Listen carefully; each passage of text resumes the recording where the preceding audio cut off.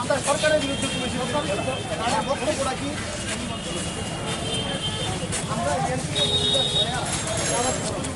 চলবে চলছে চলবে কথা শোনা হচ্ছে না কেন? রাজ্য সরকার জবাব চাই, জবাব দাও।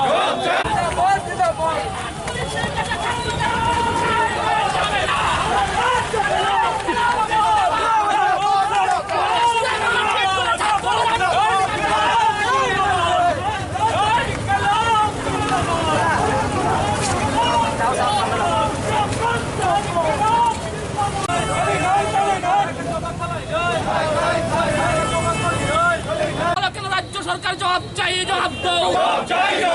জবাব চাই, জবাব দাও। তোমায় দিতেই হবে। রাজ্যব্যাপী ছাত্রদের আন্দোলন চলছে, চলবে। মুখ্যমন্ত্রী হায় হায়, মুখ্যমন্ত্রী হায় হায়। রাজ্য সরকারের জবাব চাই, জবাব দাও। চালাও জিন্দাবাদ। স্বার্থে SFITSU লড়ছে, লড়বে।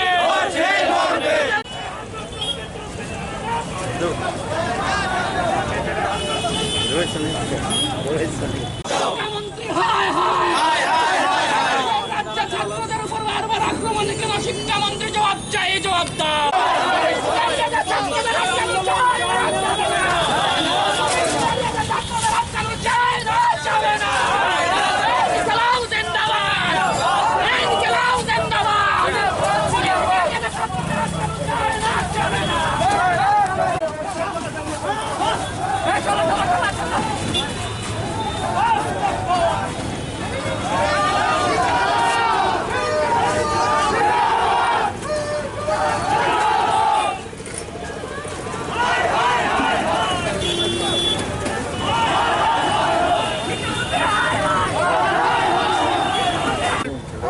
মধ্যশিক্ষা পর্ষদ পরিচালিত মাধ্যমিক এবং উচ্চ মাধ্যমিকের ফলাফল ঘোষিত হবার পর থেকেই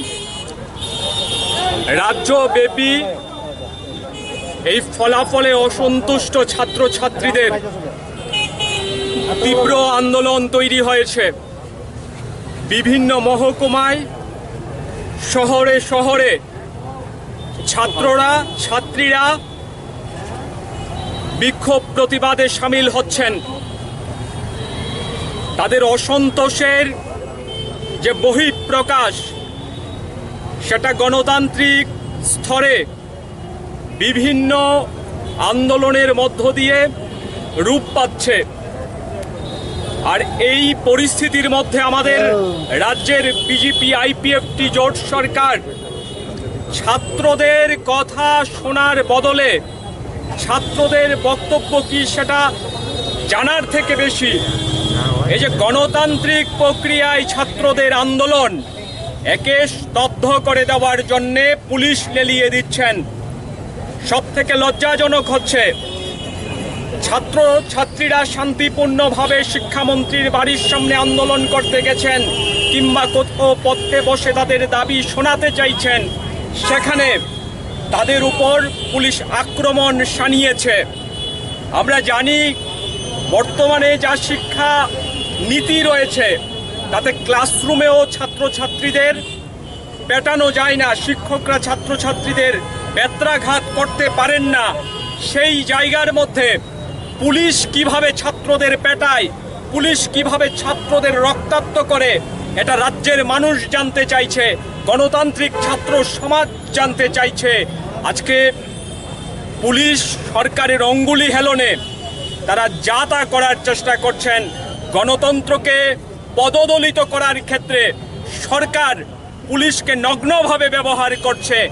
এর আমরা তীব্র ধিক্কার এবং প্রতিবাদ জানাই।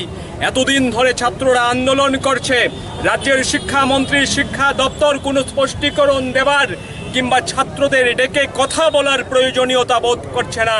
গতকাল 6 মিনিটের একটা সাংবাদিক সম্মেলনে রাজ্যের শিক্ষামন্ত্রী বলছেন ওনার সরকার, ওনার রাজনৈতিক দল আন্দোলনে বিশ্বাস করে না, আন্দোলনের দরকার নেই।